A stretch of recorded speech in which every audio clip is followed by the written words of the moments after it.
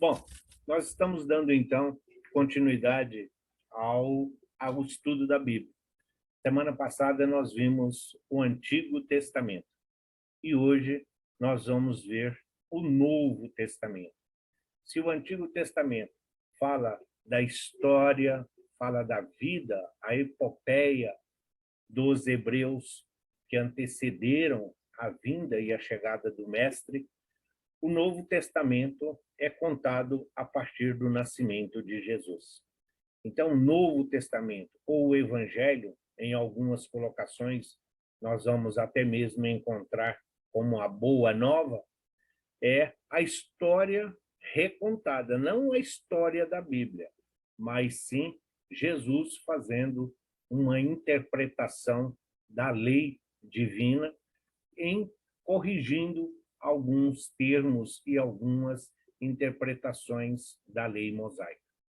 O Novo Testamento, como nós muitas vezes entendemos, ele está fundamentado aí na história de Jesus contada a partir dos evangelistas, Mateus, Marcos, João e Lucas. Não é o nosso objetivo aqui entrar em fatos históricos e muito menos em contendas de interpretação ou de tradução das várias Bíblias de acordo com as várias religiões. Nós adotamos, como grande parte das casas espíritas, a Bíblia de Jerusalém, por ser uma Bíblia que é compilada por pesquisadores e historiadores, sem ligação com qualquer religião ou com qualquer denominação religiosa, e por ser considerada hoje a mais fidedigna dentro das traduções que hoje circulam na nossa atualidade. O conhecimento da história do Novo Testamento, da maneira como nos foi transmitido e de quem o escreveu, pode aumentar a nossa gratidão por esse admirável livro de escrituras e também nos dar maior força espiritual, quando nós, assim como os primeiros seguidores de Jesus, enfrentarmos nossas próprias tribulações. Então, a partir do conhecimento, a partir da história do Novo Testamento, contado a partir dos evangelistas, e como nós vamos ver as cartas e o próprio Apocalipse, então está mais próximo de nós. Nós vamos nos situar dentro daquilo que muitas vezes nós mesmos colocamos, e Kardec fala isso na Revista Espírita.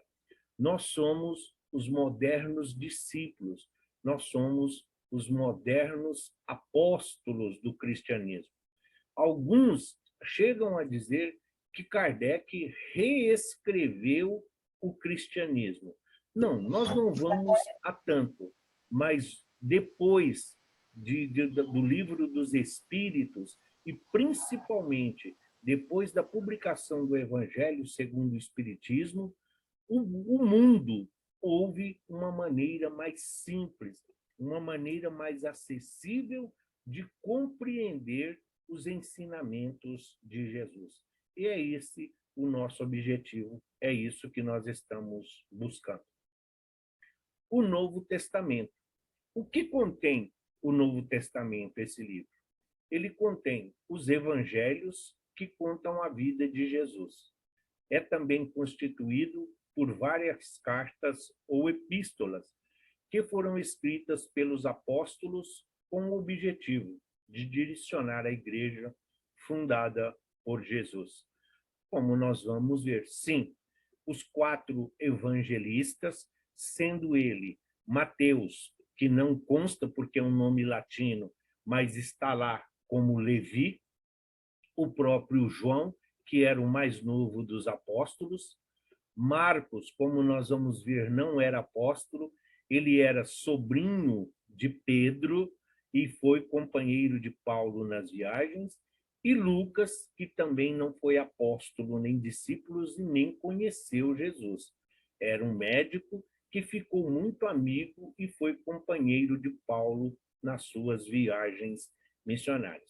Mas o Novo Testamento, ele traz para nós, sim, ele é contado a partir do nascimento de Jesus, com algumas diferenças ou com alguns adendos, visto que cada um está contando a partir do seu ponto de vista e da sua experiência. O Novo Testamento possui um livro que conta os primórdios da Igreja de Cristo, o Ato dos Apóstolos, e outro livro profético que revela a segunda vinda gloriosa de Jesus. Sim, conta a igreja primitiva, o cristianismo primitivo. Então, se nós temos Jesus como testemunha ocular ali, por exemplo, o apóstolo João ou o evangelista João, se nós temos, por exemplo, no livro Há 2000 anos, é uma história contada a partir da presença do Cristo ainda aqui no planeta. Mas o Ave Cristo, por exemplo, é um livro que é 300 anos depois. Então, já conta a história dos discípulos, vamos assim dizer. Então, nós temos a ideia deste cristianismo primitivo, como se fundamentou, como foi alicerçada e, principalmente, como foi a divulgação e a implantação do cristianismo a partir do retorno do Cristo às esferas superiores. E o Apocalipse, que é um livro totalmente cifrado, né? É um livro que foi escrito em uma época em que os cristãos estavam sofrendo uma perseguição terrível. E aí é um livro cifrado, é um livro com código, que precisa, sim, ter conhecimento dos costumes, das tradições e principalmente do que ocorria naquela época para entender todos os simbolismos que ele contém. O Novo Testamento é uma coleção de textos cristãos, originalmente escritos em grego. Em quase todas as tradições cristãs atuais, o Novo Testamento consiste de 27 livros. Novo Testamento ou Nova Aliança é uma expressão usada pelos cristãos para indicar a nova aliança estabelecida por Deus com os homens através de Jesus. Se o Antigo Testamento era uma aliança de Deus com Abraão e a sua posteridade que cobriria a terra, a antiga aliança ou a lei mosaica que deu origem ao judaísmo, o Novo Testamento é essa nova aliança.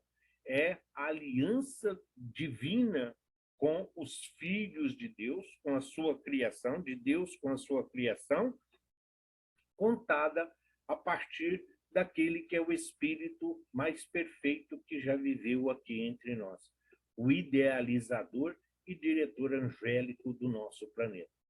Consiste de 27 livros, é a grande maioria. Muitas religiões e muitas denominações religiosas, as Bíblias sofrem acréscimos. Às vezes, alguns livros são retirados, outros são acrescentados, mas, na média, quase no geral, são 27 livros que fazem parte do Novo Testamento, como nós vamos ver a seguir. Os 4 evangelhos foram reunidos logo após o Evangelho de João ter sido escrito. A coleção de 4 livros era conhecida como o Evangelho, no começo do segundo século. Assim, o cristianismo primitivo sempre aceitou esses evangelhos porque conheciam os seus autores. Diferentemente dos livros do Antigo Testamento, onde os pergaminhos, onde os papiros acabaram se perdendo, então a aceitação desta nova aliança do evangelho é porque os evangelistas, vamos assim dizer, eram conhecidos, tanto historicamente como dentro das profecias gregas. Então, é alguém que existiu, você tem um relato de que eles existiu, os fatos têm, inclusive, relação com as famílias.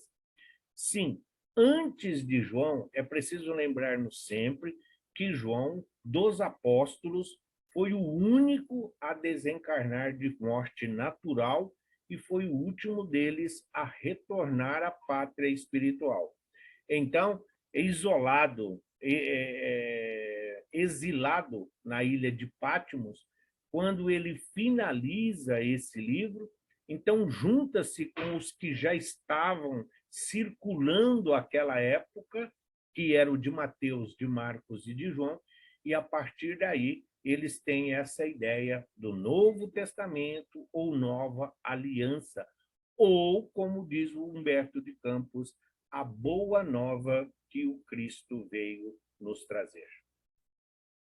O Evangelho de Mateus. A primeira parte da história do Novo Testamento é formada pelos 4 evangelhos, que significa boas notícias. São eles. Mateus, o primeiro livro do Novo Testamento, escrito em aramaico para os judeus convertidos. Sua ideia original foi convencer e edificar, ilustrando a fé. Apresenta Jesus como o Messias prometido por Deus no Antigo Testamento. Mateus, que é o apóstolo Levi, o publicano ou cobrador de impostos, que era a sua profissão pública. Mateus, ou Levi, ele era judeu. Como judeu, ele escreve para o povo da sua própria raça, o seu próprio povo, o seu próprio costume. E ele escreve o seu evangelho a partir de José. É do ponto de vista de José, o tutor do Cristo. Então, além dele estar escrevendo para os judeus, a linguagem que ele usa é toda sedimentada no Antigo Testamento. O Evangelho de Mateus, ele faz muitas referências não só à lei mosaica, mas principalmente ao livro de Isaías, em relação aos ensinamentos de Jesus. Então, ele fala para o seu próprio povo, sempre tendo um parecer de José, e José é homem, é judeu, sim, é essênio, mas ele está contando do ponto de vista do pai. Mas ele apresenta como Messias, o enviado, o ungido, o Salvador. É essa a ideia central do seu evangelho. Este evangelho começa com a genealogia de Jesus e a história do seu nascimento. Termina com a missão delegada aos discípulos por Jesus depois de ressuscitar. O principal objetivo do Evangelho de Mateus é mostrar para os judeus que Jesus era esse Messias. Então, ele começa contando lá a história do nascimento de Jesus, quem era, seus pais, seus avós e tudo mais. Termina a partir do Pentecostes, quando Jesus os envia de 2 em 2 para a divulgação do Evangelho, depois da ressurreição do Cristo, depois da volta do Cristo.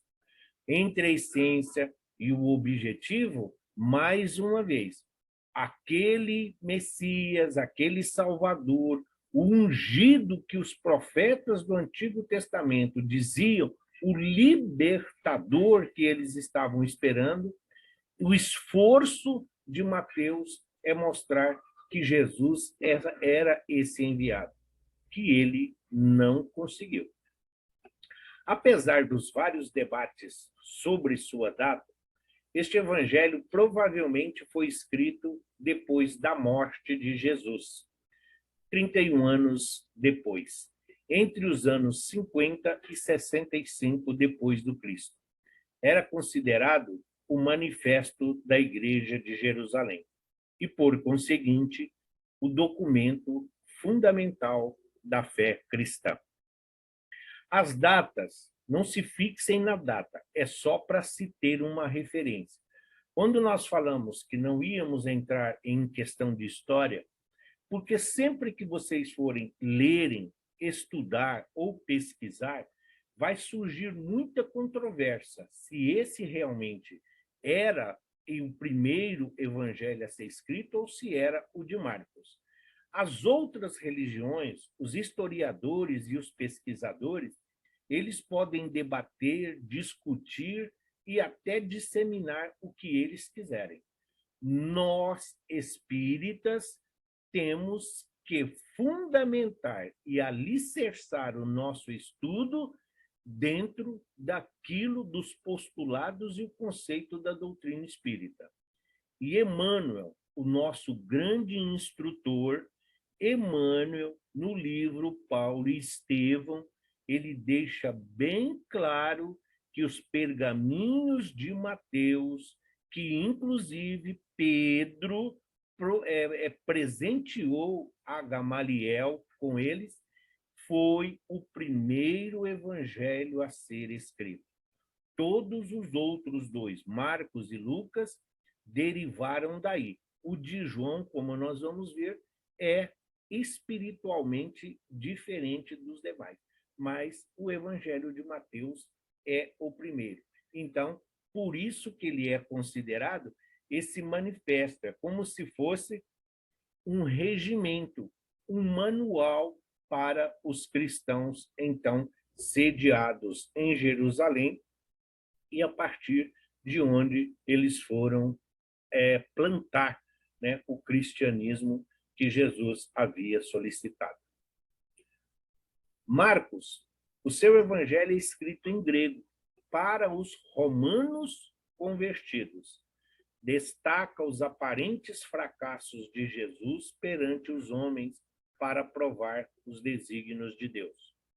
Marcos não era um dos 12 apóstolos de Jesus, mas foi um dos ajudantes de Paulo e depois de Pedro. Apresenta Jesus como servo de Deus, que veio para a terra a fim de cumprir as ordens de seu Pai. Quando se fala que aqui há um aparente fracasso de Jesus, Marcos está colocando aqui, por quê? Porque Jesus acabou ali crucificado entre dois ladrões. Jesus acabou sucumbindo perante o egoísmo de Pilatos. Então, Marcos, ele entende que Jesus não conseguiu passar a sua mensagem de transformar o mundo, o que está errado. Não a tradução, mas a forma de pensar. Então, quando lermos o Evangelho de Mateus e lermos o Evangelho de Marcos, Marcos coloca no seu Evangelho, ele tem um pouco mais de pessimismo, ele tem um pouco mais de dor, de sofrimento. E o Evangelho de Marcos tem uma particularidade. Por quê? Ele era sobrinho de Pedro. E todos nós sabemos que Pedro, pescador, Pedro era analfabeto. E Marcos, em um determinado momento, ele passa a ser o secretário de Pedro. Ele passa a ser uma forma de ajudante de Pedro. Então, o seu evangelho, ele é contado a partir de Pedro. Só que como Pedro era analfabeto e não tinha conhecimento da leitura, da escrita, ele ditava. Porém, Marcos, João Marcos era o seu nome original, ele vai escrever aquilo que ele entende como certo. Então, nem sempre ele reproduz o pensamento de Pedro. Como tem horas em que ele passa verdadeiramente o pensamento de Pedro e tem hora que é o pensamento de Marcos, por isso o seu evangelho tem essa dualidade. Mas, o final, o objetivo dele, apresentar Jesus como servo. Por quê? Porque enquanto Mateus fala Senhor, os outros usam mestre. E Marcos, ele mostra Jesus dentro dessa simplicidade, dentro desse servilismo, como se Jesus estivesse a serviço de Deus, a serviço do Pai. ele veio aqui para prestar, para nos ajudar, recomendado que foi pelo Pai. Nesta situação, então, é que nós vamos encontrar o seu evangelho muitas vezes oscilando entre a fé pura e tradicional e muitas vezes uma fé robusta, mas dentro de costumes e de tradições não tão comuns dentro do cristianismo. Segundo os pais da igreja, os grandes filósofos, Santo Agostinho, São Luís, entre outros, o Evangelho de Marcos foi escrito com base no ensino do apóstolo Pedro, depois de uma palestra feita em Roma para os pagãos, por volta do ano 65 depois do Cristo. Este evangelho começa com a pregação de João Batista e o batismo de Jesus. Alguns manuscritos antigos não trazem os versículos 9 e 20 do último capítulo, o capítulo 16. Outros manuscritos apresentam finais diferentes. Quando Jesus... Então, isso nós vamos ver também no Atos dos Apóstolos, esse discurso de Pedro. Porém, quando ele começa, ele fala exatamente de João Batista e o batismo de Jesus no Rio Jordão. A grande parte das Bíblias trazem o último capítulo do Evangelho de Marcos somente até o versículo 8, encerram por aí. Outras Bíblias trazem os capítulos, os versículos de 9 a 20. Por quê? A partir do versículo 9 do capítulo 8, que é o último, o que ele traz? Ele vai dizer exatamente assim, onde ele fala que Madalena ou Magdala encontra Jesus, encontra o túmulo vazio. E o versículo 20 é quando ele fala que Jesus retornou à pátria espiritual, delegando aos apóstolos essa continuidade do seu parecer. E como nós sabemos, Magdala e Madalena sempre sofreu grande preconceito. E algumas religiões entendem que, sendo ela a primeira a defrontar ali com o túmulo vazio, seria demasiado importante e ela não seria digna devido à sua vida e principalmente pelo fato de ser mulher, como se isso fosse um desmerecimento. Mas não estranhem se vocês pegarem algumas Bíblias protestantes, algumas Bíblias, então o Evangelho de Marcos vai somente até o versículo, até o capítulo 8, que é o último do seu Evangelho. Marcos não parece preocupado com questões biográficas. Exemplo disso é a ausência na sua obra de uma história do nascimento e da infância de Jesus, da maneira como fazem Mateus e Lucas. Então, não é uma biografia, e nem sempre os fatos estão em ordem cronológica. A observância e o objetivo dele, Marcos, dentro do parecer de Pedro, é mostrar esse Salvador, esse Messias, esse enviado de Deus para guiar a todos nós, para guiar a humanidade, para guiar as suas ovelhas aqui nesta jornada terrena. Então, ele não está situando fatos que para muitos para os outros três são importantes, porque ele não estava lá participando. E quando Pedro conta, é como se fosse alguém mais velho contando uma história, que nem sempre os fatos vão chamar tanta atenção como para quem está ouvindo. O Evangelho de Lucas, Lucas escreveu em grego para os pagãos convertidos. Seu evangelho é o resultado de informações pessoais com os apóstolos, Maria e os discípulos. Por sua vez, o anuncia como filho do homem, como forma de mostrar o lado humano do Cristo. Então, Lucas, quando ele já estava em suas viagens com Paulo, e como ele era médico e tinha uma facilidade de escrever, Paulo recomenda a ele e diz para ele: por que você não escreve a história de Jesus contado pela sua mãe? Por que você não vai lá e ouve dela o que ela tem para te dizer? Por isso, o Evangelho de Lucas é considerado o mais feminino, o mais amoroso. Por quê? Porque é contado a partir da mãe. É uma visão da mãe falando do seu filho. O de Mateus é o pai, entre aspas, José, que está contando. O de Lucas é a mãe. E ele escreveu para, aqui ele está dizendo, para os pagãos convertidos. Aquelas pessoas que não seguiam o cristianismo, então, e que não eram do judaísmo, todas essas pessoas que se converteram ao cristianismo, vindo de todas as suas tradições, de todas as suas celebrações, então ele está escrevendo para estes convertidos, mas lembrando sempre. Por isso, aqui nós temos, sim, nós temos aqui a maioria das parábolas, como tem todo um toque de amor, de delicadeza. Quando se estuda os evangelhos fazendo uma comparação, essa parte, o Evangelho de Lucas, está muito mais ligado a um romance ou a uma história contada a história de um filho contada pela sua mãe e todo o carinho que o envolveu.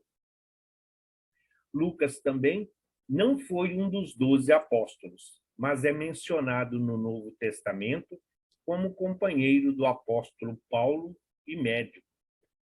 O autor não foi testemunha ocular das coisas que registrou, mas fez uma minuciosa investigação com essas pessoas que presenciaram os fatos contidos em seu evangelho. Ele é dirigido para alguém chamado Teófilo, que até hoje é desconhecido. Entende-se que ou esse Teófilo ou era muito amigo de Lucas, ou era alguém, um político ou uma autoridade muito importante dentro do Império Romano, ou era alguém que estava financiando ali as obras de Lucas. Então, ele está dando uma satisfação a essa criatura, porque ele começa não só no Evangelho, mas também no Ato dos Apóstolos, porque o Ato dos Apóstolos, como nós vamos ver, antes era um livro só, depois é que foi separado do Evangelho. E ele também, o Ato dos Apóstolos, também é dirigido a esse Teófilo.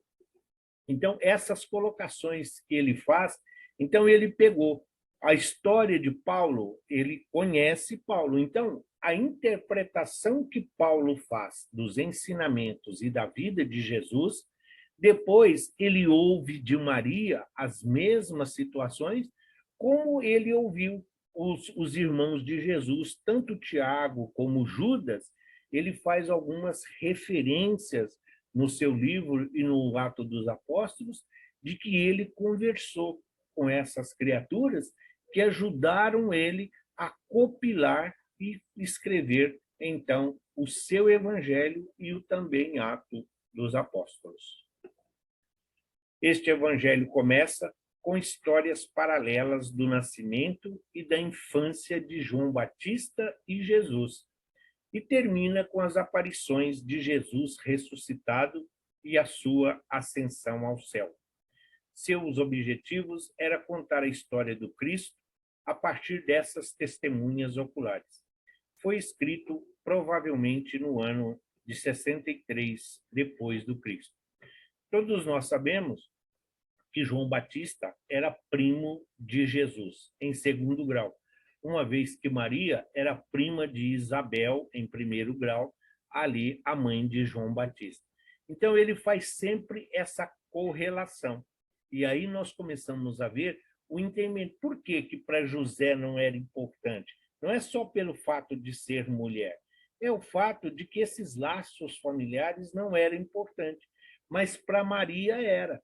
Então, ela faz essa relação entre o nascimento de Jesus e de João Batista 6 meses antes.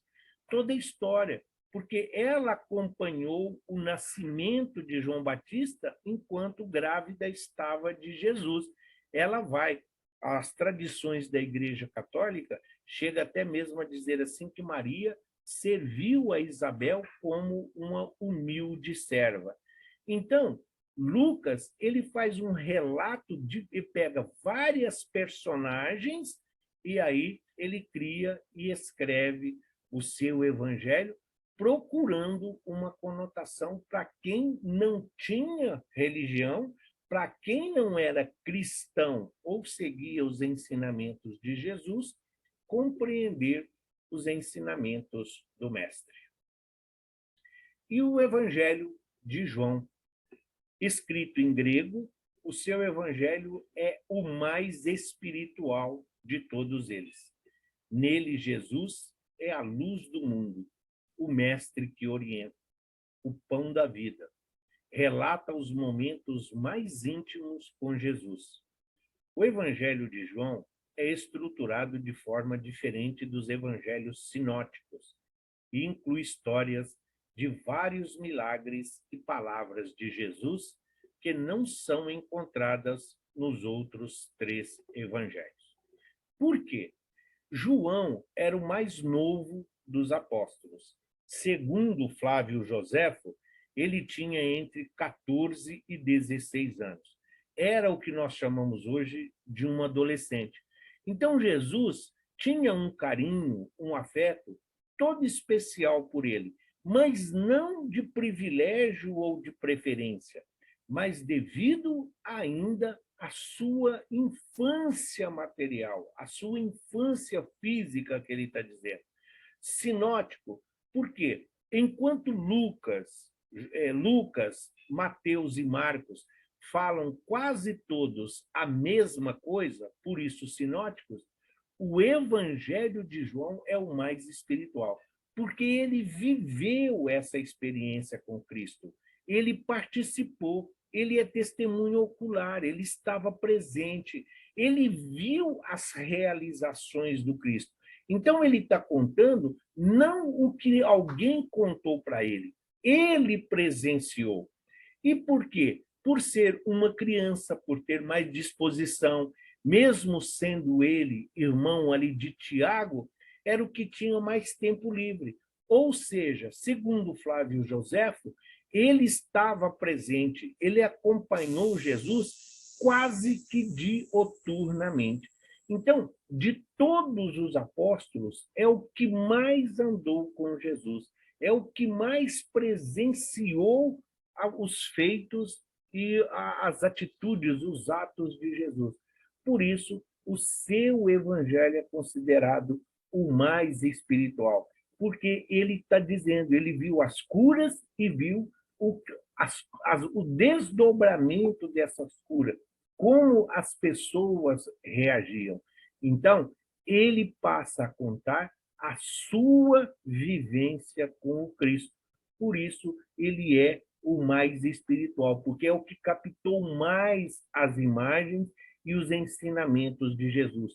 Por ser ainda muito jovem, não tinha os chamados cacoetes ou vícios que os outros já tinham das outras religiões.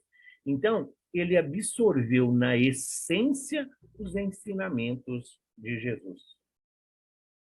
Este evangelho começa com um prólogo filosófico e termina com as aparições de Jesus ressuscitado. Foi escrito no final do século I e tinha como objetivo complementar, de diversas maneiras, o registro que tinha sido fornecido sobre a história de Jesus pelos 3 outros evangelistas. Ele não desmentiu, ele não contou de forma diferente o que já está contido nos outros. Ele simplesmente acrescentou fatos que os outros não podiam contar porque eles não viram, eles não estavam presentes. Para eles não foi importante, mas para aquele jovem muitos dos atos de Jesus teve uma importância na formação do seu caráter e da sua personalidade. Então, ele é aquele que mais absorveu os ensinamentos de Jesus. Por isso, o seu evangelho é tão diferente de todos os demais. Ao final dos 21 capítulos de seu evangelho, o livro termina com as afirmações a exaltar a grandeza das ações de Jesus. Esse final do Evangelho de João, porque nós vamos encontrar no Evangelho de João algumas coisas que são únicas. João, por exemplo, ele começa o seu Evangelho dizendo: e o Verbo se fez carne.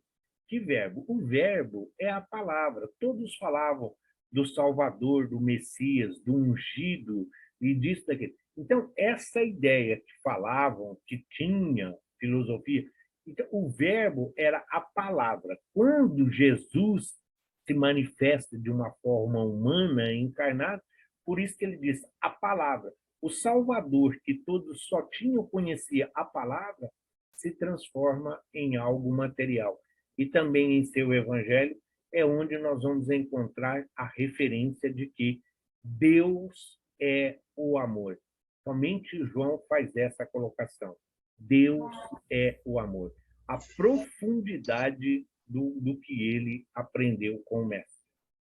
Então, ele diz assim no final do seu evangelho: Jesus fez ainda, diante de seus discípulos, muitos outros sinais, que não se acham escritos neste livro.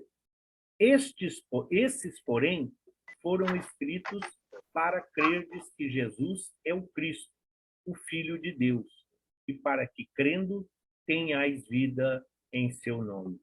Então, ele mesmo fala, ele mesmo reporta que ele não falou tudo, que ele não escreveu tudo, porque muita coisa ele não poderia escrever. O seu evangelho sofre mesmo algumas restrições. E a história fala exatamente nesse sentido, porque ele, a partir do Pentecostes, foi o que teve a sua mediunidade mais ostensiva. A sua mediunidade foi aquela que aflorou com toda a potencialidade que o Cristo esperava de cada um. Então, aí está uma síntese do que foi os 4 evangelhos. Até aqui, a respeito dos evangelistas ou do evangelho. Alguma dúvida ou alguma pergunta? Será?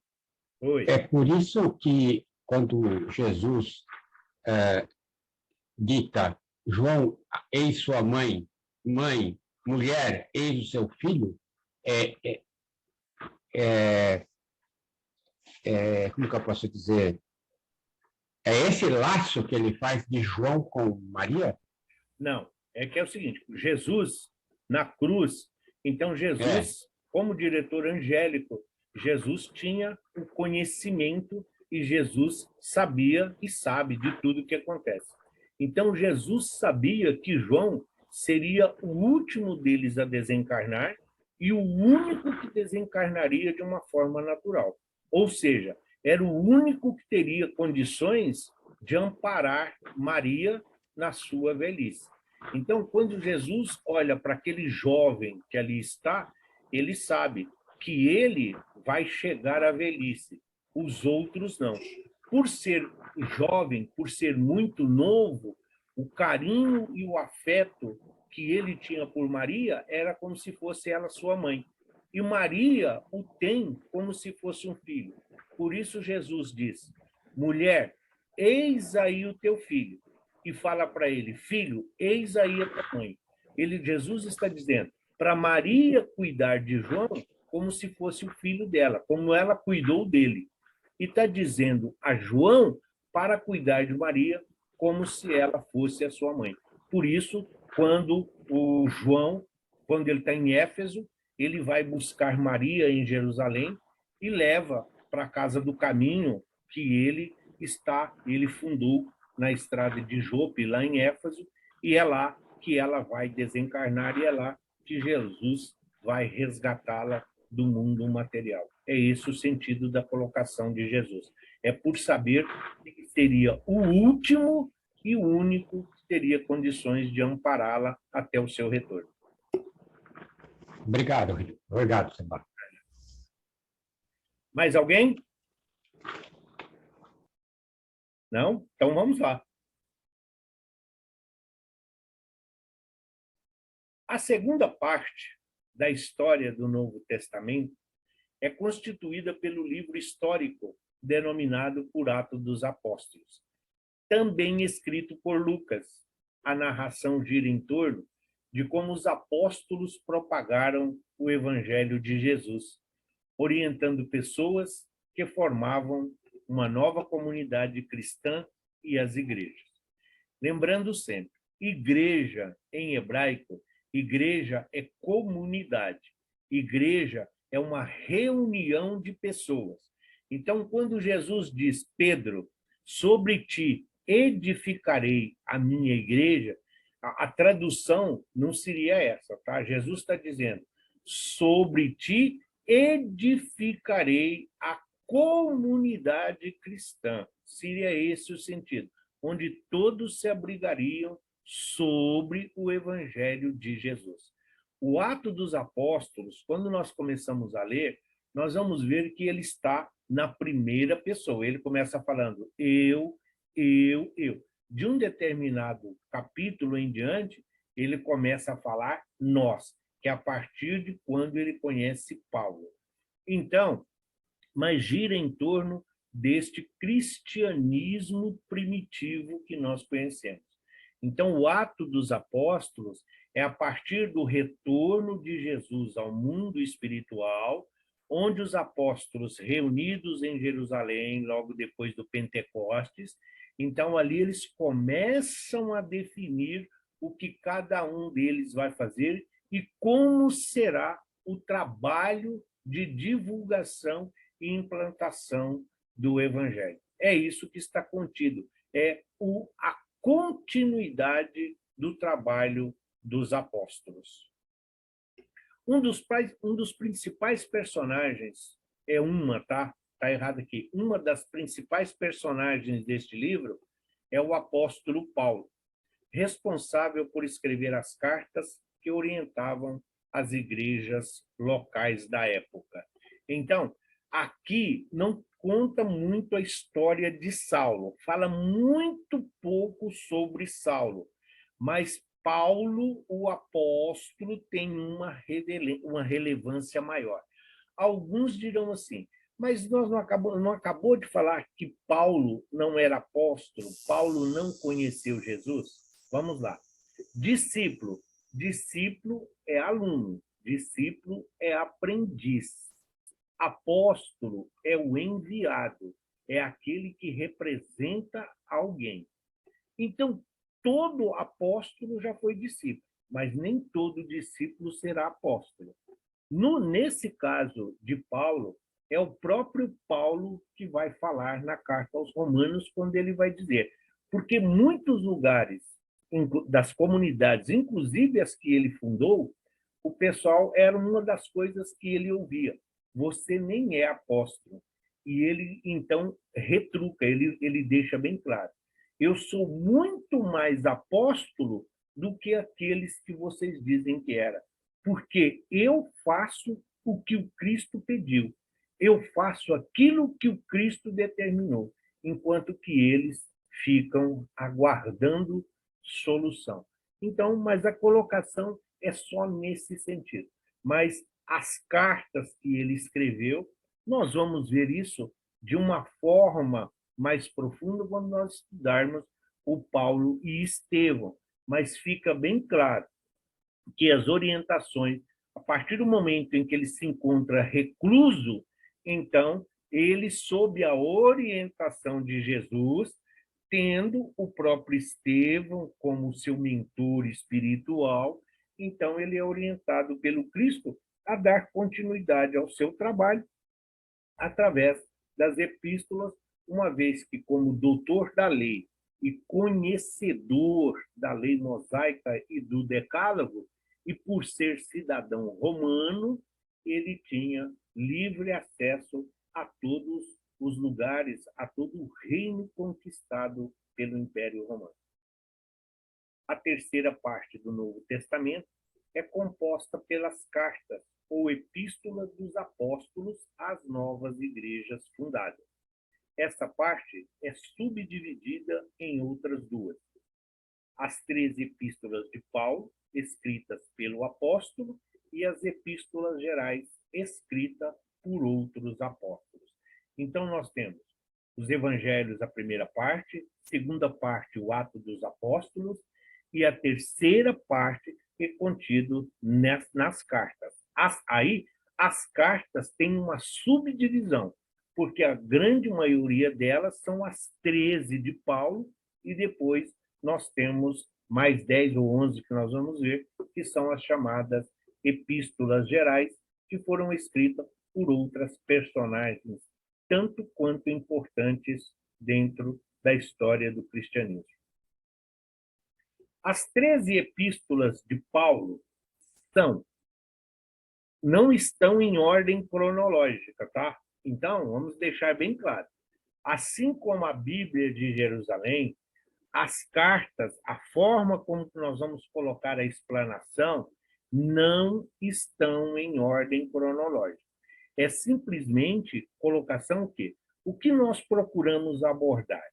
Dar a essência, o conteúdo, uma sinopse do que está contido em cada carta, para vocês terem uma ideia e a curiosidade de saber.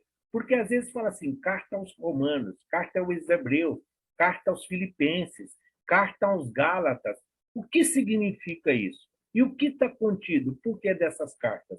Nós vamos ver agora o que cada uma dessas cartas está dizendo. Não vamos aprofundar, não vamos aqui fazer um romance de capítulos e versículos. Vamos dar uma ideia de cada um, porque assim, agora, por exemplo, vai ter carnaval. Não vai ter carnaval, mas vai ter carnaval. Então, vocês aproveitam para estudar e fazer um pouquinho de pesquisa. As 13 epístolas de Paulo são Carta aos Romanos, em que o apóstolo escreve sobre a justiça de Deus e o ensinamento sobre a salvação. Aqui, nessa situação, Paulo já estava recluso, ele já estava aguardando o julgamento lá de Nero, mas ele resolve falar de Jesus para os romanos, para aquele povo conquistador, para aquele povo de poder, de autoridade, para aquele povo egoísta e orgulhoso que se sentiam as melhores criaturas. Então, Paulo quer mostrar para eles a justiça de Deus, tirando eles da lei de Italião, tirando eles do código de Hammurabi, do olho por olho e dente por dente. Então, ele já quer dar aqui um pouco de civilidade e, acima de tudo, mostrar o que é o sentimento aos romanos, mostrando esse caminho e a justiça divina que se aplica a todas as situações. Na primeira carta aos Coríntios, ele fala sobre as divisões e os questionamentos que estavam acontecendo dentro da igreja. Corinto é uma cidade, dentro da representação para nós aqui, seria como se fosse Santos. Era uma cidade portuária.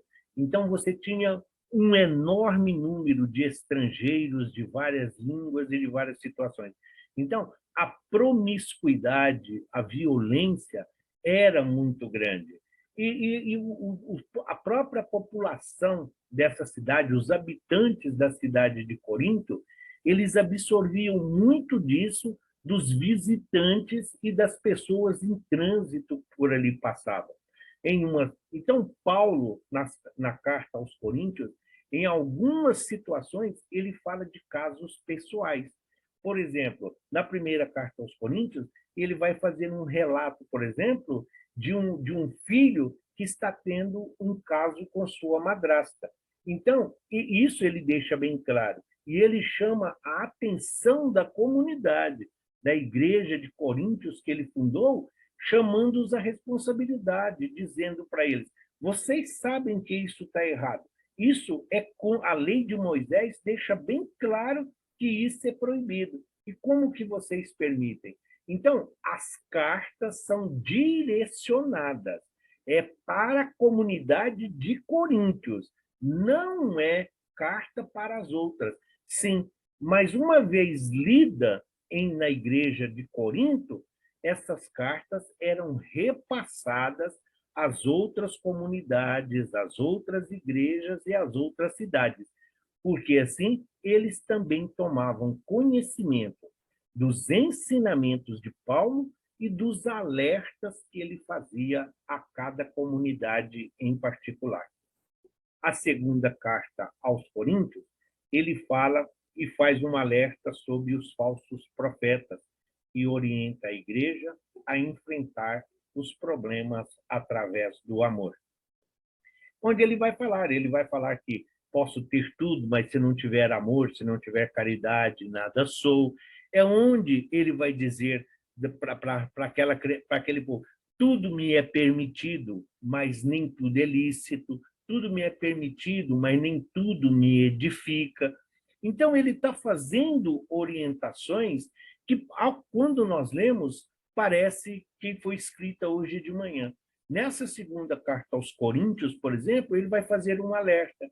Ele diz assim, que as pessoas devem ser colocadas nos cargos na igreja.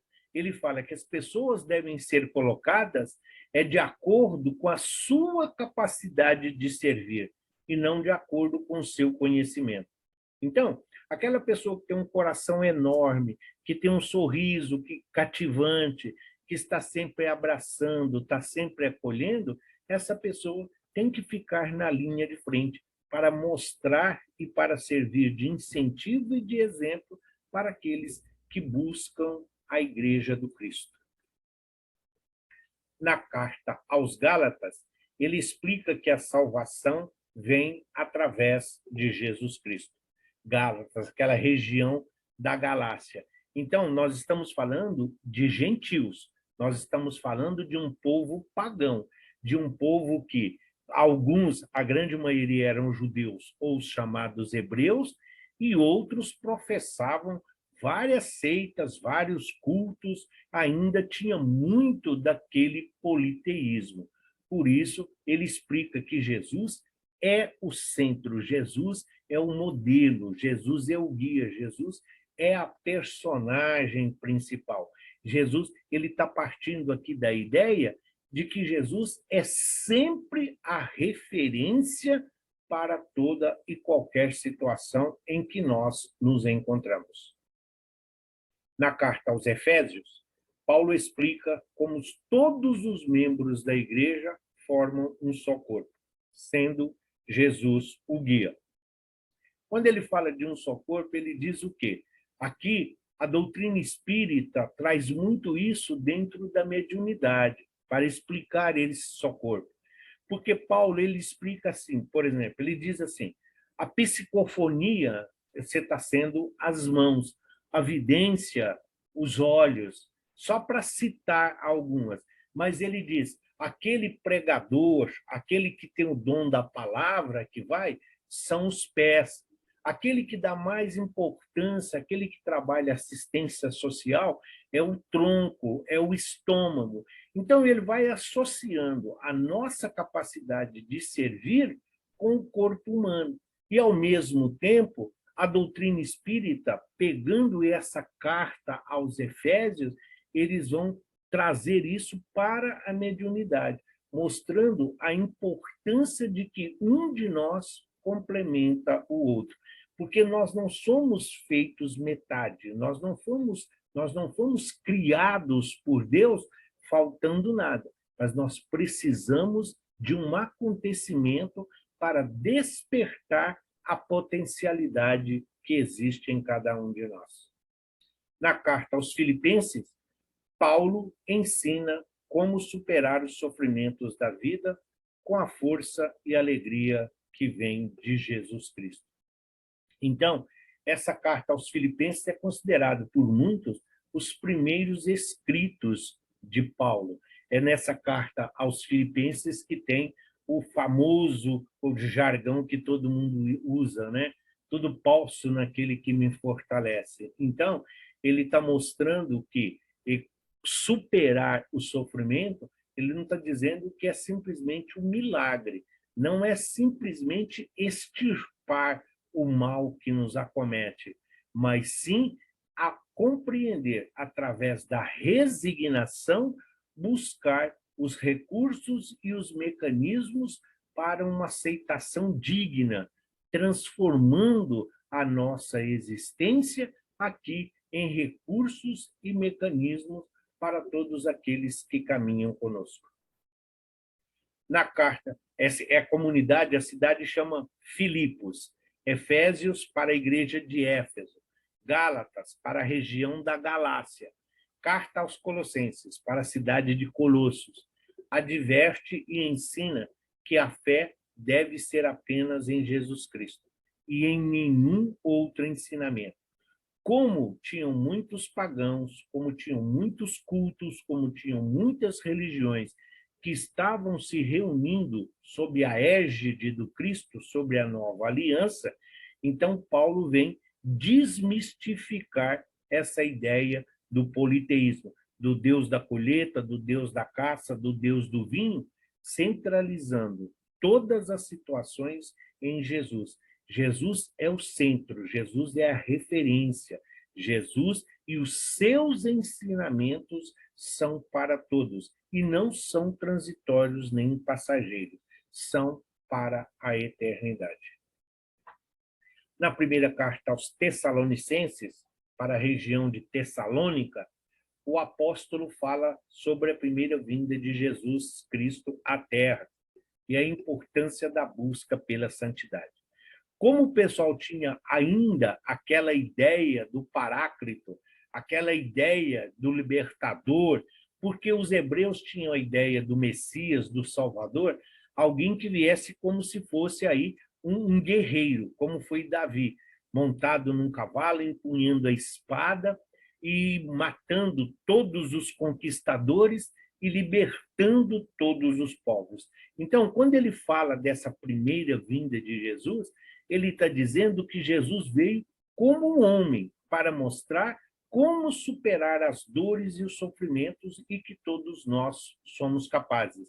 Quando ele fala a importância da busca pela santidade, ele não está falando de nos transformarmos em seres angélicos. Ele está dizendo de nos tornarmos criaturas boas, criaturas idôneas, criaturas capazes de praticar a caridade sem desinteresse, capaz de renovar a fé através de um gesto de amor, amando ao próximo como a si mesmo. Na segunda carta aos Tessalonicenses, ele fala da segunda vinda de Jesus. Aqui ele pega como base do sermão de Jesus, sermão profético, quando Jesus fala do Consolador, quando Jesus fala que não falou de tudo e que o Pai enviará um Consolador, o Paráclito, que falará de todas as coisas. Ou seja, Jesus entende que nós, naquela situação e aquela época, não tínhamos condições de absorver todo o conhecimento que ele precisava. Jesus fala do Consolador. A doutrina espírita entende que esse Consolador que Jesus está dizendo é a doutrina espírita compilada e codificada por Kardec a partir de 1857, onde traz uma nova interpretação, uma nova leitura do Evangelho e dos ensinamentos de Jesus. E Paulo fala, mas ele não fala dessa vinda do Cristo de uma forma material. Ele não fala da vinda do Cristo como um ser humano, como foi a primeira vinda do Cristo. Essa é uma das grandes controvérsias do seu ensinamento, onde aqueles que se apegam somente à letra, aqueles que ficam procurando a didática, a dinâmica e a forma de escrever, encontram eles, os adversários, porque assim, tem muitas pessoas que entendem, historiadores e pesquisadores, vamos assim dizer, que eles entendem que Paulo ele modificou os ensinamentos de Jesus. Alguns chegam mesmo a afirmar que nós não temos um cristianismo, nós temos um paulismo, porque o que nós conhecemos cristianismo foi passado por nós através de Paulo. E eles entendem que, em muitas situações, Paulo tem uma pureza doutrinária que não bate com os ensinamentos de Jesus. Na primeira carta a Timóteo, aborda o tipo de conduta que se deve ter dentro do templo. Essa é uma carta pessoal. Se as outras estavam sendo dirigidas a igrejas, as igrejas fundadas nessas cidades, a essas comunidades, Timóteo é um discípulo de Paulo. Timóteo é um aprendiz, é um jovem que, quando Paulo, em suas viagens, o conheceu, então, Paulo, vendo toda aquela pureza, toda aquela disposição em servir, o desejo de aprender, alguém em que se podia confiar, porque tinha responsabilidade e comprometimento. Timóteo é um grande auxiliar, um grande amigo e colaborador de Paulo. Então, Paulo, nessa primeira carta a Timóteo, ele aborda o tipo de conduta que se deve ter dentro do templo, tratando todos iguais, tomar muito cuidado com o elogio, não se deixar levar pela fascinação, não aceitar presentes e, principalmente, praticar aquilo que você está falando ou ensinando. Na segunda carta a Timóteo, ele fala sobre os tipos de obstáculos que as pessoas fiéis a Jesus enfrentam. Timóteo, como todo jovem, disposto, vigoroso, chega uma hora em que ele se decepciona, chega uma hora em que ele cansa de falar e as pessoas ouvirem, mas não escutar, ver, mas não conseguirem enxergar. Então, muitas vezes, o desânimo e o pessimismo se abate sobre, assim como sobre todos nós. Então, nessa segunda carta, Paulo, tomando conhecimento, preso, recluso que ele já se encontra, então aquelas pessoas que vão visitá-lo, que têm autorização para visitá-lo, fala de Timóteo, e ele escreve a Timóteo, mostrando dos obstáculos, das dificuldades, dos sofrimentos que todos aqueles que seguem a Jesus terão que enfrentar e suportar para atingirem a plenitude da nossa existência ou da existência de cada um. Tito era outro grande colaborador, também jovem, disposto. E Paulo, nessa carta, fala sobre a necessidade de uma boa doutrina juntamente com boas obras. Paulo fala a Tito que não adianta só você orar, não adianta só você conhecer, é preciso praticar, é preciso trazer isso para o dia a dia, é preciso trazer isso e transformar em serviço, em ajuda, em auxílio, em colaboração. Falar somente ali, sem exemplificar aquilo que você está falando, não vai adiantar, porque as pessoas aprendem não é pelo que nós falamos, mas por aquilo que nós fazemos.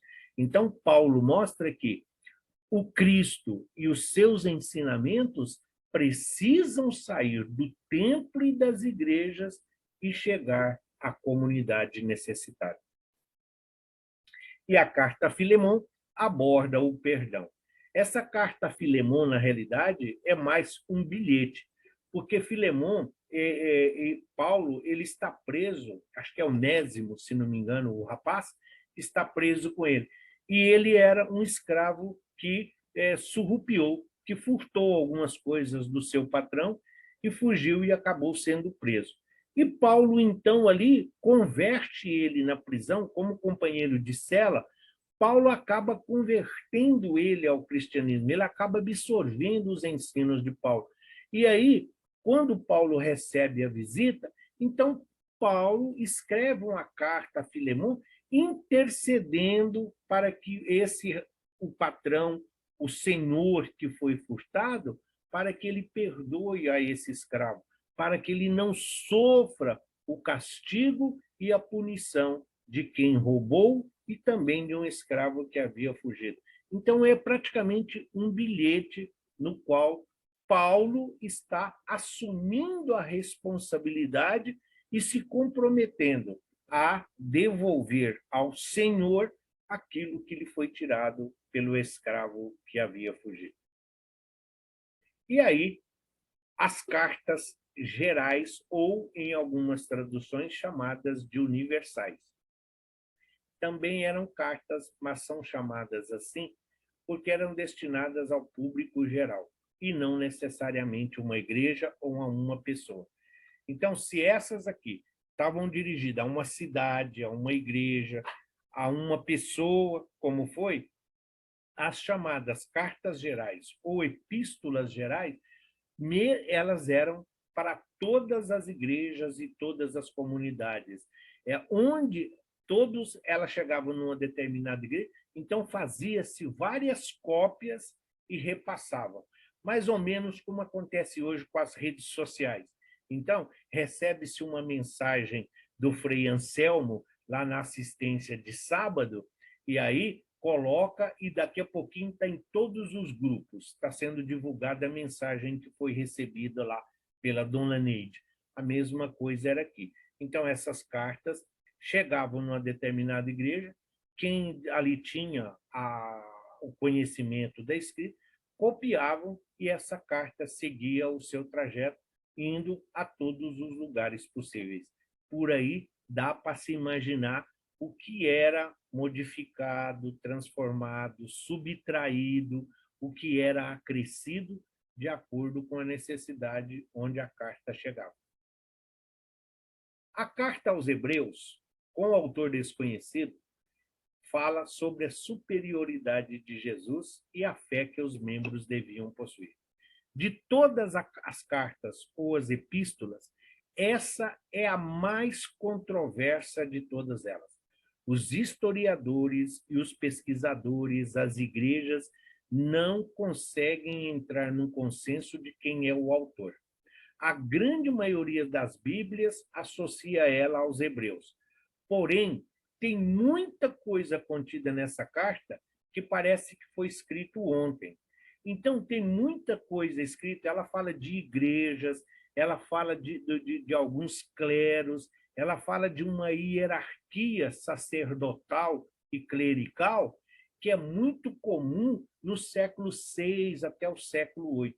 Então, eles entendem que essa carta alguém escreveu em um admirador, um fã, ou alguém que conhecia muito Paulo e deu essa conotação. Mas, quando se lê somente olhando o estudo, realmente, a dinâmica, a forma de se dirigir, como fala de Jesus, como fala de Deus, é muito diferente de todas as demais cartas. Mas, para nós e para aqueles, principalmente quem escreveu a Bíblia de Jerusalém, então o que fica é a essência da carta. Então, ele fala da superioridade de Jesus, não como homem, mas como espírito. Ele fala desse conhecimento e principalmente dessa elevação espiritual de Jesus, mostrando que todos nós devemos sedimentar a nossa existência na nossa fé. É a fé que nos conduz, é a fé que nos transforma, é a fé que nos impulsiona a seguir em frente. A carta de Tiago, escrita por Tiago, irmão de Jesus, a carta fala sobre a importância da fé ser acompanhada de boas obras. Aqui, Algumas Bíblias dizem assim, que os irmãos de Jesus não conheciam, não tinham elevação, nem tinham os mesmos objetivos. Esse Tiago, autor dessa carta, o próprio Lucas vai fazer referência a ele em seu evangelho e também no Atos dos Apóstolos. Ele fala que Tiago várias vezes foi encontrado com Maria, fazendo companhia a Maria. Então, esse Tiago é um dos irmãos de Jesus, um dos filhos de José, lá do primeiro casamento dele. Então, é alguém, sim, é alguém que acompanhou, é alguém que vivenciou. Quando nós falamos que não se tem uma história da família de Jesus, para ver como é controverso. Temos muito pouca coisa sobre os irmãos de Jesus e até mesmo sobre José. Mas ninguém duvida, nenhum historiador, mesmo os papiros e os pergaminhos que hoje se encontram no Museu do Cairo, no Museu de Jerusalém e do Louvre, negam que esse Tiago é o irmão de Jesus. E ele mostra, mais uma vez, ele vai dizer que a fé sem obras é uma fé morta, que a fé sem atividade, a fé sem construção, não construção física, a fé sem exemplificação não leva a lugar nenhum. Não basta só saber, é preciso fazer. É essa a essência da carta de Tiago. A primeira carta de Pedro, a carta fala sobre a alegria de quem crê em Jesus Cristo, mesmo no sofrimento, e também sobre a glória de Deus. Mais uma vez, a referência. Por quê? Pedro não sabia escrever. Segundo Flávio Joséfo, Madalena foi uma grande professora. O que a maioria dos apóstolos conseguiu em termos de aprender a ler e a escrever foi pela dedicação de Madalena.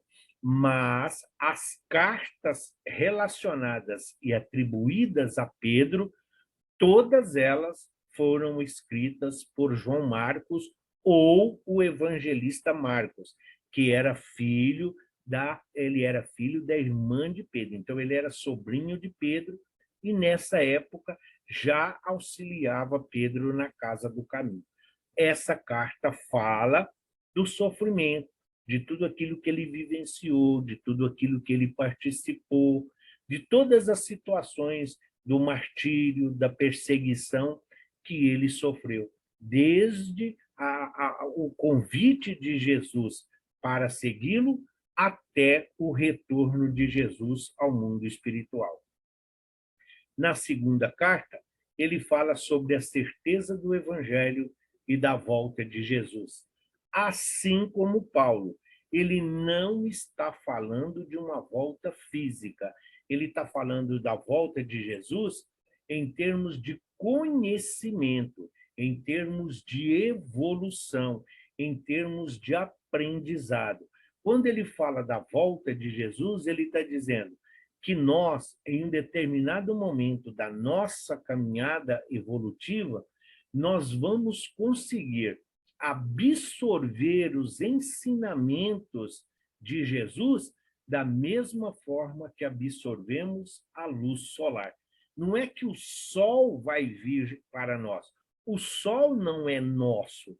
Nós absorvemos essa energia, esse calor, em forma de combustível, em forma de um fluido necessário para a nossa caminhada. É o elemento transformador.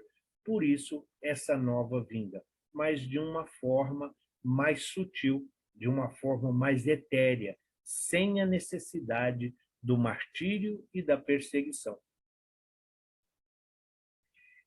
E as cartas 1, 2 e 3 de João, escritas por João, estas cartas falam sobre a importância de amar uns aos outros, as boas ações e sobre confessar os pecados para obter o perdão de Deus. Uma ressalva voltando ainda na carta de Pedro.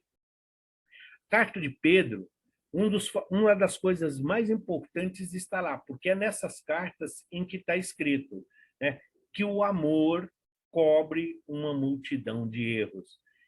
Pedro está exatamente mostrando ali o quão grande é o amor de Jesus por todos nós. As cartas de João, elas estão relacionadas da seguinte forma. A que está com o número 1 é a carta que foi escrita por último. A que está como 3 foi a primeira carta a ser escrita. E a 2 é a 2 mesmo. Então, eles entendem que são curtas. Não importa a forma como elas estão, mas a essência do ensinamento. Por que se chega a essa conclusão? Pela forma com que elas foi escrita, a impressão que se fica é que faltou. Tem fragmentos delas que se perderam. Então, eles acabaram usando termos de uma para complementar o ensino da outra.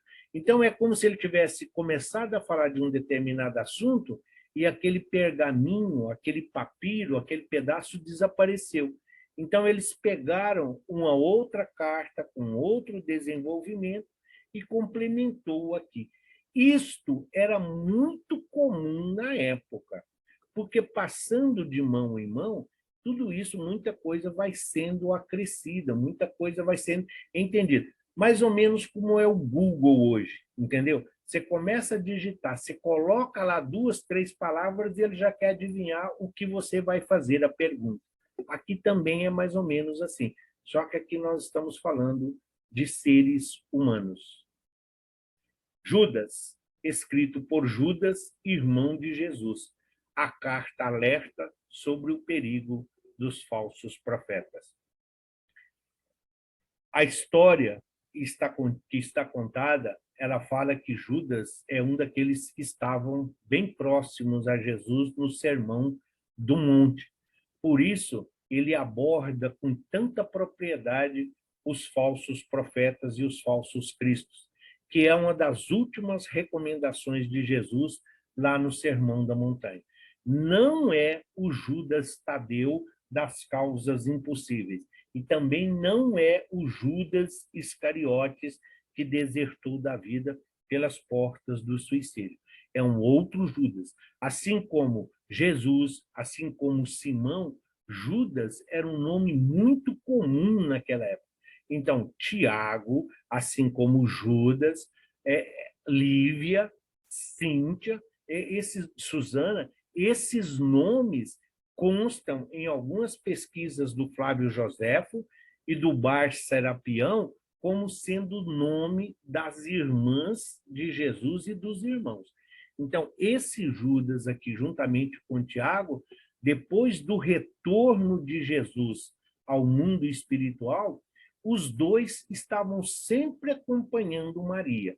Às vezes em que eles precisavam se ausentar por causa dos seus afazeres, das viagens e tudo mais, era nesse momento que eles também deixavam Maria sob a responsabilidade de João, o evangelista. E a carta, ela fala exatamente sobre essa ideia desses falsos cristos, dos falsos profetas, o perigo de nós deixarmos nos conduzir por palavras fáceis ou simplesmente por facilidades sem nenhum esforço para que se possa atingir a meta ou um objetivo a que buscamos. E o livro profético, o último livro do Novo Testamento, chamado de Apocalipse, significa revelação. Foi escrito pelo apóstolo João quando estava preso na ilha de Patmos e teve as revelações de Jesus sobre a realização dos planos de Deus para a história e sobre a eternidade. Então, é o livro profético, como é o livro de Daniel, revelação, porque ele é todo um livro mediúnico. É um livro que ele é contado por imagens. Então, imaginamos um médium que está sendo conduzido, como foi Ivone do Amaral Pereira, quando ela estava em preparação para escrever o Memórias de um Suicida. ela era levada em desdobramento ao mundo espiritual e nessas regiões inferiores, ela então via tudo o que ali estava acontecendo. Quando ela retornava ao corpo físico, ela colocava tudo aquilo que ela viu, ela tinha que colocar e transformar isso em letras. A mesma coisa é o livro do Apocalipse. João, em desdobramento, João, a emancipação da alma, ele era levado, segundo o próprio relato do que está no seu evangelho, acompanhado pelo próprio Cristo e de alguns dos seus companheiros de apostolado, ele era levado ao mundo espiritual. E ali era mostrado a ele o futuro da humanidade, o futuro da Terra, como seria o desenvolvimento dos espíritos do planeta a partir da implantação do Evangelho de Jesus, a partir do lançamento da semente do amor que Jesus, a manifestação do amor em forma humana, deixou aqui para todos nós. Então, essa realização mostrava o desenvolvimento da história a partir da visão mediúnica, da visão emancipada de João. Nessas revelações, João afirma que Jesus voltará para buscar aqueles que seguiram os seus ensinamentos e o aceitaram como único e eterno Salvador. Não é que João está mistificando, não é que João está sendo beato. O próprio Cristo disse: aquele que me conhece, aquele que me segue, mesmo que morto, viverá, jamais caminhará nas trevas. Então, a partir da colocação, a partir dos ensinamentos de Jesus e indo ao mundo espiritual, então João decifra esses acontecimentos. Quando ele diz Jesus voltará para buscar, não é muito diferente do que Paulo e do que Pedro afirmam sobre a volta do Cristo. Sim, mas isso é só uma questão de interpretação, porque o próprio Cristo disse: bem-aventurados os mansos, porque possuirão a terra. Jesus vai continuar sendo o diretor angélico do planeta Terra enquanto ela for um mundo regenerado. Então, Jesus vai estar aqui conosco. Então, essa segunda vinda do Cristo, Jesus vindo buscar aqueles que seguiram os seus ensinamentos, ele está dizendo: a terra transformada será habitada por espíritos que não foram exilados em outros mundos e que receberam do Cristo um novo chamado e um novo convite para o desenvolvimento deste planeta bendito. Mas, enquanto os antigos profetas ouviam as revelações divinas e as transmitiam oralmente, o autor de um Apocalipse recebia suas revelações em forma de visões, que consignava em livro. Por outro lado, tais visões não têm valor por si mesmas, mas pelo simbolismo que encerram. Então, a Bíblia de Jerusalém interpreta para nós já essa colocação. Porque quando nós estamos numa reunião mediúnica, por exemplo, e o médium que está ali dando psicofonia, o médico que está ali dentro da psicografia, o médium vidente ou audiente, ele vai dizer assim: olha, o espírito estava assim, o espírito estava sangrando, o espírito estava com fome, o espírito estava em forma de farrapo, o espírito estava em forma de luz, nossa, o espírito transmitia isso e aquilo. Essas imagens, é igual eu estou falando, elas por si só não têm valor nenhum. O que isso significa? Para muitos, falar em andrajos, maltrapilhos, sangrando, remete a uma condição inferior. Da mesma forma que o que importa, quando eles falam, nossa, estava assim com a luz branca, estava vestido de branco, estava uma luz diáfana, uma luz assim, um azul bem clarinho. O que mostra para nós é saber interpretar essas visões, é saber o que essa alegoria, o que essa imagem que eles estão passando representa. Então, quando nós temos, por exemplo, a imagem de Maria, essa imagem de Maria, um espírito que foi socorrido nas regiões inferiores, relatou para o Chico como era a Maria e a sua equipe socorrista. O Chico relatou para o Emmanuel e eles foram uma dessas pessoas que fazem um retrato falado e ele reproduziu dessa forma. Mas como dá para compreender? Como é que nós vamos fazer um retrato falado da luz? Me diz, se nós olharmos para a lâmpada, se nós olharmos para o sol, como que nós vamos definir?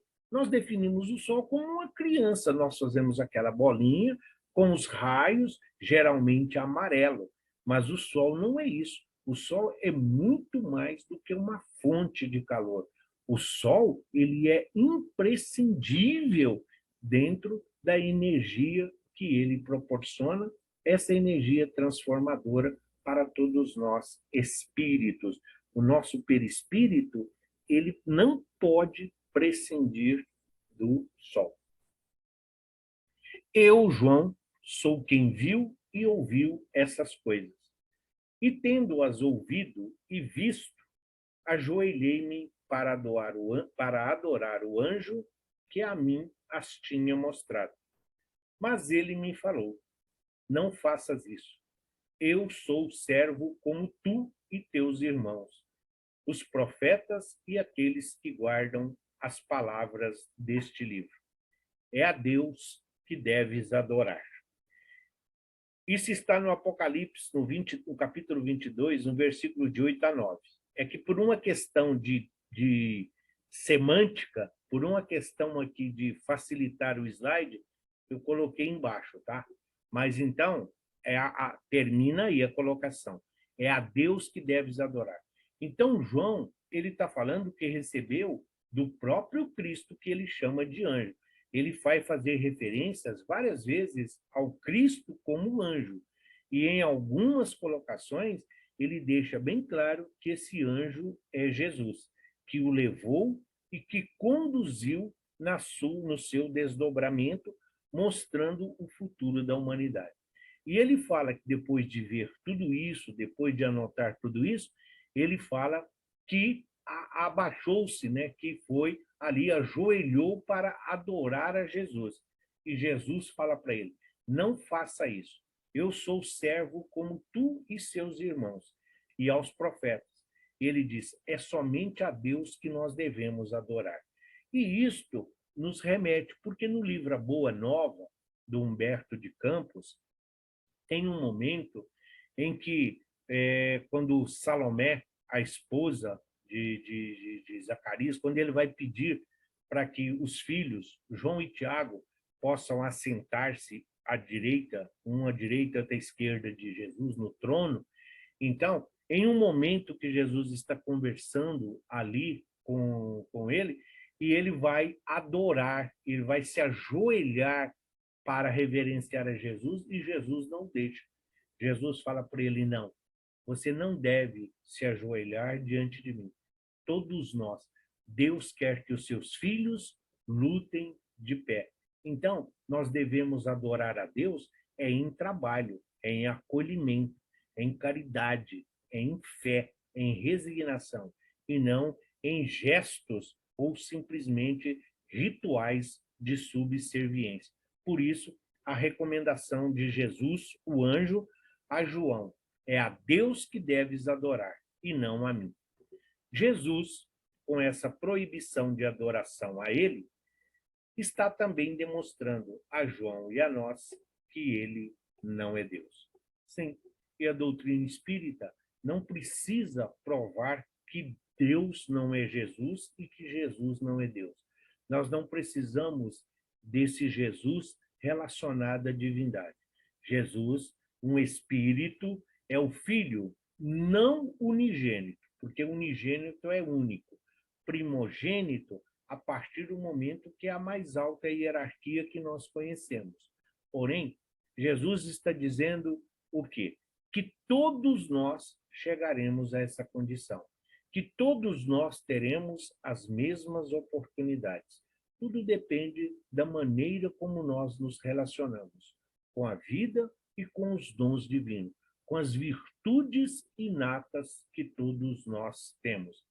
Temos que oferecer o campo fértil. Sim, a doutrina espírita, ela mostra para nós, ela fala algumas coisas que as outras religiões, as outras teologias não conseguem alcançar. Mediunidade, reencarnação, reforma íntima, mas principalmente a lei de causa e efeito ou a chamada ação e reação. Algumas religiões, eles até entendem o olho por olho, dente por dente, mas dessa forma cruel, associada à mutilação física.